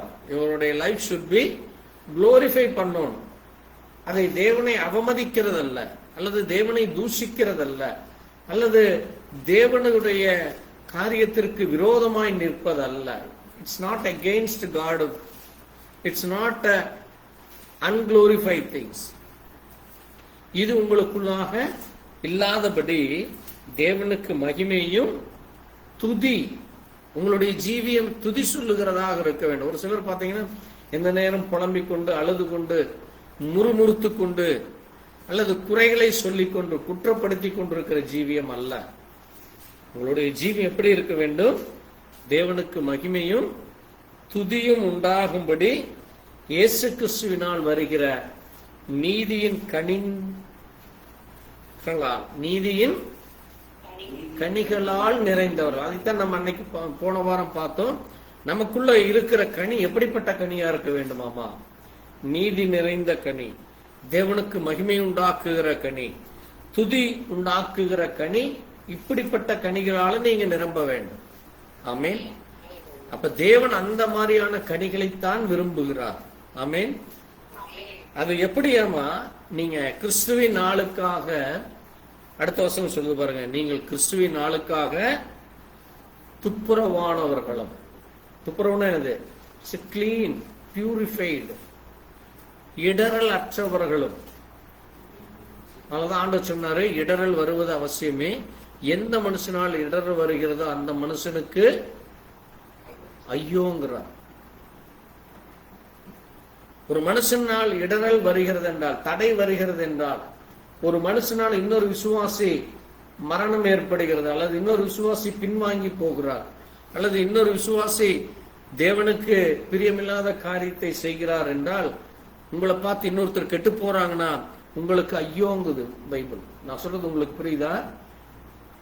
உங்களை, நீங்க ஒரு விசுவாசியா இருக்கிறப்போ நீங்க செய்கிற தவறான காரியம், பேசுகிற காரியம், நடக்கிற காரியம், அல்லது செய்கிற காரியத்தை பார்த்து இன்னொரு விசுவாசி கெட்டு போனால் அல்லது பின்வாங்கி போனால்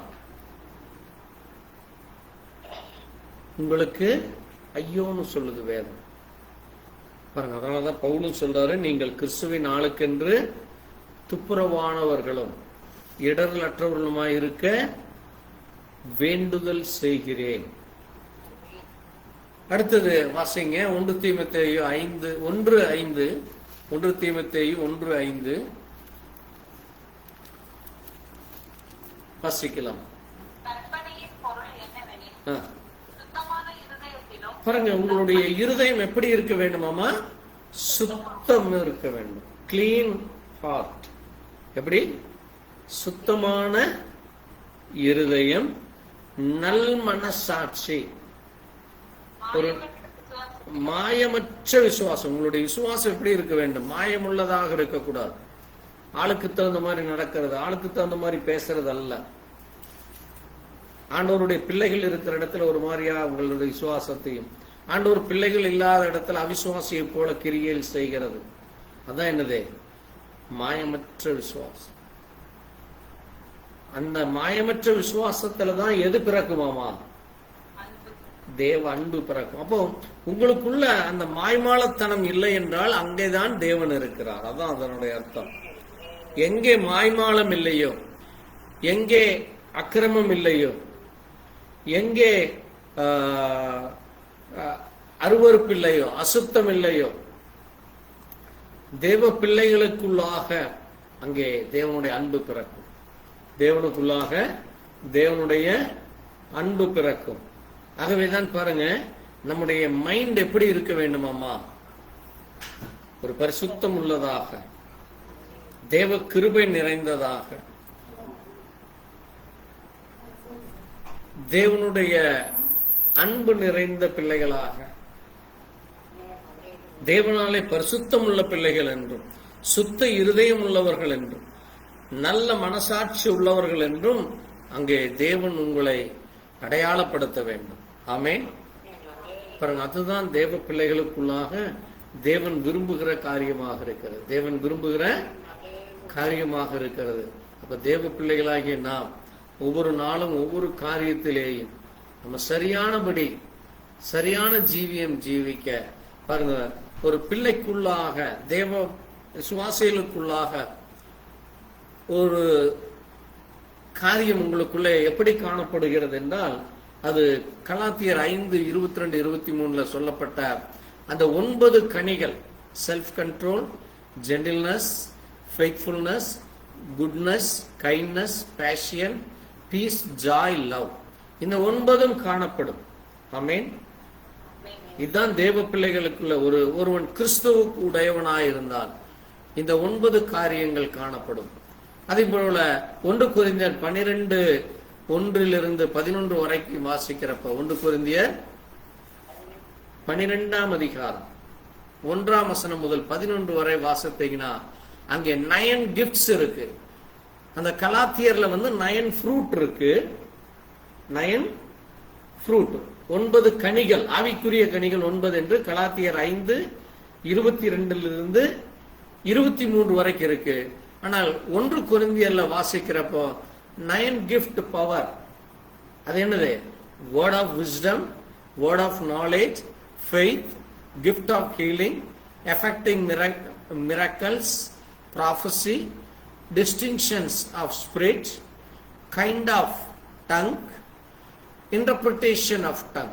இந்த 9 காரியங்கள், இந்த 9 தேவனுடைய ஆவிக்குரிய வரங்கள். இது எப்படிப்பட்டது?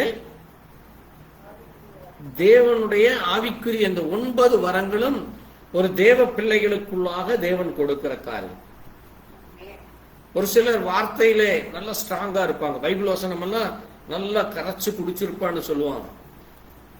Word of knowledge, word of wisdom, தேவனுடைய வார்த்தையை குறித்து ஒரு நல்ல நாலேஜ் இருக்கும், நல்ல ஒரு அங்கே விஸ்டம் இருக்கும் அவங்களுக்குள்ள.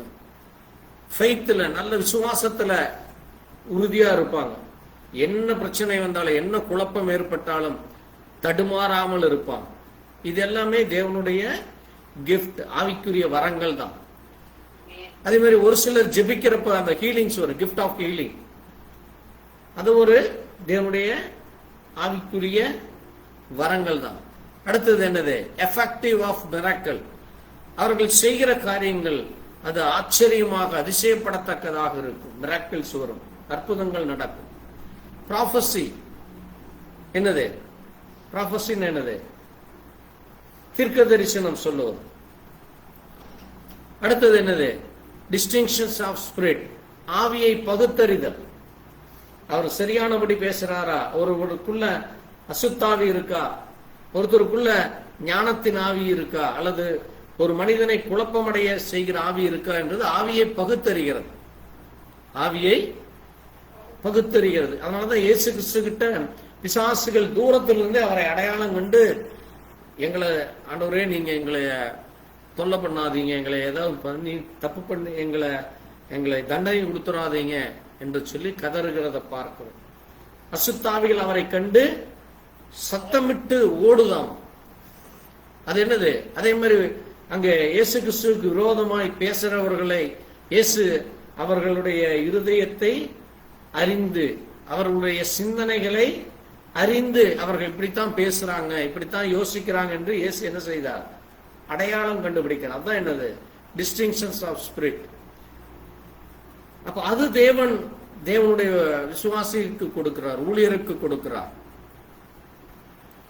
கைண்ட் ஆஃப் டங் அப்படின்னு என்னது? அந்நிய பாஷை பேசுது. விசுவாசிக்குள்ள அந்நிய பாஷை பேசுதலும் தேவன் கொடுக்கிற ஒரு வரமாக இருக்கிறது. இன்டர்பிரிட்டேஷன் ஆஃப் டங் அப்படின்னு என்னது? பரிசுத்தாவின் நிரம்பி அந்நிய பாஷைகளை மொழிபெயர்த்து சொல்லுது. அந்நிய பாஷைகளை மொழிபெயர்த்து சொல்லுது. அது ஒரு கிஃப்ட் தான்.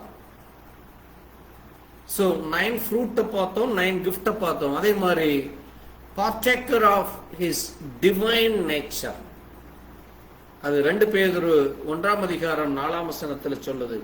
என்னது? Wisdom of God, righteousness of God, sanctification, redemption, hope of glory. இந்த 5 காரியங்கள், wisdom of God, righteousness of God, sanctification, redemption, hope of glory, இந்த 5 காரியங்களும் அது தேவ பிள்ளைகளுக்கு தேவன் கொடுக்கிற ஒரு ஆவிக்குரிய காரியமாக இருக்கிறது. அதே போல பிலிப்பியர்ல 4ஆம் அதிகாரம் 13ஆம் வசனத்துல வாசிக்கிறப்போ, all authority, all power, able to do far beyond what ask. அடுத்தது ஆல் நெசசரி கிஃப்ட்ஸ். அது தேவன் நமக்கு கொடுக்கிற strength and fused to mind. அது நம்மை பெற்றுக்கொள்ளும்படியா, அது நமக்கு தேவ பிள்ளைகளுக்குரிய அந்த ஆசீர்வாதத்தை கொடுப்பதற்காக தேவன் வைத்திருக்கிறார். ஆமென். இதுதான் தேவ பிள்ளைகளுக்குள்ளாக இருக்கிற கிறிஸ்டின் யூ. கிறிஸ்டின் யூ, உங்களுக்குள்ளாக கிறிஸ்து இருக்கிறார் என்பதற்கான ஒரு அடையாளம். அதான் என்னது? கிறிஸ்தவன். அதான் என்னது? கிறிஸ்தவன். அதனாலதான் நம்ம அதை லைஃப் என்று சொல்லி, தேவனுடைய ஜீவன் உங்களுக்குள்ள இருக்கிறப்ப இந்த காரியங்கள் உங்களுக்குள்ள காணப்படும். ஆமென். அந்த ஆவிக்குரிய 9 கனிகள், அந்த ஆவிக்குரிய 9 வரங்கள், அதே போல அந்த டிவைன் நேச்சர், தேவனுடைய ஆவிக்குரிய அந்த இயற்கையான சுவாபம், அந்த நமக்குள்ளாக என்னது? தேவனுக்குரிய பிள்ளைகளுக்குரிய அந்த அடையாளம் காணப்படும். ஆமென். இதை தேவன் தன்னுடைய பிள்ளைகளுக்கு கொடுத்திருக்கிறார். நாம் ஒவ்வொருவரும் அதை பெற்றுக்கொள்ள வேண்டும். அதனாலதான் இங்க நம்ம வாசித்த மத்தேயுவில் அதைத்தான் நம்ம வாசித்து ஆண்டவர் என்ன சொல்லுகிறார்? அவர் புரஜாதிகளுக்கு எப்படி இருந்தாராமா? வாசித்து முடிப்போம். அவர் புரஜாதிகளுக்கு, வாசிங்க, இன்னொரு தடவை வசனத்தை வாசிங்க. அவருடைய நாமத்தின் மேல் புரஜாதியார் நம்பிக்கையாயிருப்பார். புரஜாதியார் அவருடைய நாமத்தின் மேல் நம்பிக்கையாயிருப்பார்கள். மத்தேயு 12:21 சொல்லும், நான் தெரிந்து கொண்ட என்னுடைய நேசன், என்னுடைய தாசன், என் ஆத்துமாவுக்கு பிரியமாயிருக்கிற என்னுடைய நேசன், என் ஆவியை அவர் மேல் அமர பண்ணுவேன், அவர் புரஜாதியருக்கு நியாயத்தை அறிவிப்பார். அப்ப தேவன் நமக்கு எது நியாயம், எது அநியாயம், எது சரி, எது தவறு என்று அந்த டிஸ்டிங்ஷன் ஆஃப் ஸ்பிரிட்டை கொடுக்கிறார். ஆமென். அது நமக்கு வர்றப்போ வாக்குவாதம் செய்ய மாட்டோம், கூக்குரல் இட மாட்டோம். அவருடைய சத்தத்தை வீதியில ஒருவனும் கேட்டதும் இல்லை. அவர் நியாயத்திற்கு ஜெயம் கிடைக்க பண்ணுகிறார். நியாயத்திற்கு ஜெயம் கிடைக்க பண்ணுகிறவர். நெறிந்த நாணலை முறியாமலும். அப்படின்னு என்னது? ஒரு விசுவாசி பலவீனமா இருக்காருன்னா கவனமா கேளுங்க. நெறிந்த நாணலை முறியாமலும் என்னது? ஒரு விசுவாசி பலவீனமா இருக்கிறப்போ அந்த விசுவாசிக்காக ஜெபிக்கிறது. வியாதியா இருக்கிறார், அல்லது கடன் பிரச்சனையில் இருக்கார், அல்லது மனம் உடைஞ்சு இருக்கார், அல்லது ஒரு குழப்பத்தில் இருக்கார், ஒரு போராட்டத்தில் இருக்கார், ஒரு பிரச்சனையில் இருக்காருன்னா அவருக்கு நீங்க என்னது? ஜெபத்திலேயும், பண உதவினா பண உதவி உங்களால முடிஞ்சது செய்கிறது, அல்லது கூட இருந்து உதவி செய்யணும்னா கூட இருந்து உதவி செய்கிறது, அந்த தேவ அன்பை வெளிப்படுத்துவது, இப்படியெல்லாம் செய்து அந்த நெறிந்த நாணலை முறிக்காமலும் மங்கி எரிகிற திரியை அணையாகும். ஒரு சிலர் பாத்தீங்கன்னா அப்படியே நாளுக்கு நாள் அப்படியே வீக்காயிட்டே போவாங்க ஆண்டவருக்குள்ள. அப்படியே இருளான வாழ்க்கையே அவங்களுக்குள்ள காணப்படும். அப்படிப்பட்ட அந்த இருளான வாழ்க்கை அவர்களுக்குள்ள காணப்படாதபடி அவர்களுக்காக உபவாசம் பண்ணி ஜெபிக்க வேண்டும். நாம் அவர்களுக்காக வைராகியத்தோடு நம்ம சாட்சி சொல்ல வேண்டும். அவர்களுக்காக நீங்க ஜெபிக்கிற பிள்ளைகளாக, தொடர்ந்து ஜெபிக்கிறவர்களா, அந்த ஆத்துமா அழிஞ்சு போகக்கூடாது, அந்த குடும்பம் அழிந்து போகக்கூடாது, அவர்களுக்குள்ள இருக்கிற பிரச்சனைகள் தீர வேண்டும், அவர்களுக்குள்ள இருக்கிற போராட்டங்கள் தீர வேண்டும் என்று சொல்லி எப்படி நீங்க அந்த காரியத்திற்காக நீங்க உண்மையாக இருக்க வேண்டும். அதான் தேவ பிள்ளைகள் ஒருவரை ஒருவர் தாங்குவது, ஒருவருக்காய் ஒருவர் ஜெபிப்பது, ஒருவருக்காய் ஒருவர் பரிந்து பேசுகிறது, ஒருவருக்காய் ஒருவர் ஜெபிக்கிறது, ஒருவருக்காய் ஒருவர் பரிந்து பேசுவது. இது தேவ பிள்ளைகளுக்கு தேவன் கொடுக்கிற ஒரு ஆவிக்குரிய வரமாக இருக்கிறது. ஆமென். ஏனென்றால் அவருடைய நாமத்தின் மேல் புரஜாதியார் நம்பிக்கையா இருப்பார்கள். ஆமென். அப்ப நம்ம ஒவ்வொருவரும் பிரஜாதிகளாக இருக்கிறோம். நாம் இயேசு கிறிஸ்துவை நம்புகிறோம். நாம் முழுவதுமாக நம்புகிறோம். ஏனென்றால் அவர் நம்முடைய தேவன். அவர் நமக்கு அவருடைய அந்த ஆவியின் கனிகளையும் ஆவியின் வரத்தையும் கொடுத்திருக்கிறார். நம்ம அவருக்குள்ளாக நிலைத்து நிற்க தேவ இரக்கத்தை கொடுத்திருக்கிறார். அப்படிப்பட்ட தேவனுக்கு நன்றி சொல்லி நாம் ஜெபிக்கலாம். எங்களை நேசிக்கிற எங்கள் நல்ல ஆண்டவரே, கர்த்தராகிய இயேசு கிறிஸ்துவின் அருமையான நேரத்திலே வாசித்து தியானித்த சத்திய வார்த்தைக்காய் நன்றி செலுத்துகிறோம். இயேசுவே, நீர் எங்களை எவ்வளவாய் நேசித்தீர், எங்களை எவ்வளவாய் வழிநடத்தினீர், எங்களை பலப்படுத்தினீர். வார்த்தையின் மூலமாய் தொடர்ந்து நீர் ஒவ்வொரு வாரமும் எங்களோடு கூட ஒரு மனிதனுடைய ஜீவியத்திலே அந்த லைஃபிலே அது எவ்விதமாக தேவனுக்குள்ளாய் ஊன்றி கட்டப்பட வேண்டும், அந்த பரிசுத்தாவினுடைய கனிகள் எப்படிப்பட்ட கனிகளாக இருக்க வேண்டும், அந்த மனுஷனுக்குள்ளாக இருக்கிற அந்த ஞானம், புத்தி, பலன், அந்த ஆண்டவரே தேவனை குறித்தான காரியத்திலும் சண்டை, சச்சரவுகள், குழப்பங்கள், வீண்வாதங்கள், ஆண்டவரே குழப்பமான சூழ்நிலைகளில் இருந்து ஆண்டவரே ஒரு தெளிவுள்ளவர்களாக, சுத்த இருதயம் உள்ளவர்களாக, ஞானம் உள்ளவர்களாக, தேவ அன்பை உணர்ந்தவர்களாக, தேவனாலே பிரித்தெடுக்கப்பட்டவர்களாக, தேவனுக்குரிய காரியத்தை மாத்திரம் சிந்திக்கிறவர்களாக, மாயமான அன்பாக இல்லாதபடி அந்த தெளிந்த புத்தி உள்ளவர்களாக வளர ஒவ்வொரு நாளும் உடைய கரம் தொடர்ந்து கிடைக்கட்டுமப்பா. வாசித்து தியானித்த வார்த்தையின் மூலமாய் அதிலே சொல்லப்பட்ட வேத வசனத்தை குறித்து இன்னும் அதிகமாய் ஒவ்வொரு நாளும் தியானிக்க இந்த ஞாயிற்றுக்கிழமை எனக்கு ஒரு ஆசீர்வாதமான ஞாயிற்றுக்கிழமையா இருந்தது. அந்த வாசித்த வார்த்தைகள் ஒவ்வொன்றும் என்னுடைய ஜீவியத்திலே அது எனக்கு ஒரு பெரிய நன்மைகளை, ஒரு உணர்வை, ஒரு மனம் திரும்புதலை, ஒரு ரட்சிப்பை, ஒரு பலனை தந்தது. எனக்கு அது ஜீவனை தந்தது.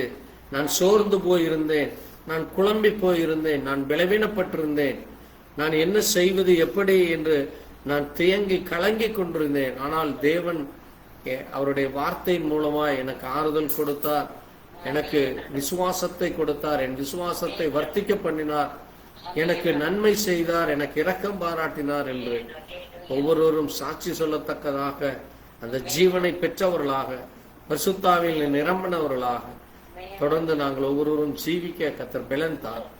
உடைய கரத்தில் ஒப்புக் கொடுக்கிறோம். நாங்கள் ஒன்றும் இல்லை. உடைய அனுகிரகம், உடைய தயவு, உடைய கிருபை, அந்த சுத்த இருதயம் உள்ளவர்களாக, ஒரு நல்ல தெளிவுள்ள மைண்ட் உள்ளவர்களாக, ஒரு நல்ல சர்வண்டாக இந்த பூமியிலே உமக்கென்று ஊழியம் செய்ய, உமக்கென்று எங்கள் ஜீவியத்தை ஒப்புக் கொடுத்து வாழ தேவ இரக்கம் தாரும். தொடர்ந்து உடைய கரம் எங்கள் ஒவ்வொருவரையும் வழிநடத்த வேண்டுமா? இயேசு கிறிஸ்துவினுடைய பரிசுத்த நாமத்திலே ஆமென். என் ஆத்மாவே கர்த்தரேஸ்வர், முழுமே பரிசுத்த நாமத்தை என் ஆத்மாவே கர்த்தரேஸ்வர், கர்த்தர் செய்த சகல உபகாரங்களும் மறவாது. அல்லேலூயா. துதி கன மகிமையோம எல்லாமுமே எல்லாமுமே துதி கன மகிமையோம நீரே ராஜாவே. அல்லேலூயா. ஸ்தோத்ரம் ஸ்தோத்ரம் ஸ்தோத்ரம் மிக ஸ்தோத்ரம் ஸ்தோத்ரம் நீரே ராஜாவே. அல்லேலூயா. துதி கனமகிமை உமக்கே எல்லாமுமே எல்லாமுமே துதி கனமகிமையோ நீரே ராஜாவே. அல்லேலூயா. நம் ஆண்டவராகிய இயேசு கிறிஸ்துவினுடைய கிருபையும் தேவனுடைய அன்பும் பரிசுத்த அடையும் இன்னும் சதா காலங்களில் நாம் அனைவரோடு கொடுப்பதாக. ஆமென். அல்லேலூயா. கர்த்தர் தாமே உங்கள் ஒவ்வொருவரையும் ஆசீர்வதிப்பாராக. Praise the Lord. God bless you. கர்த்தர் ஸ்தோத்திரம். Thank you, Jesus. புதன்கிழமை மாலை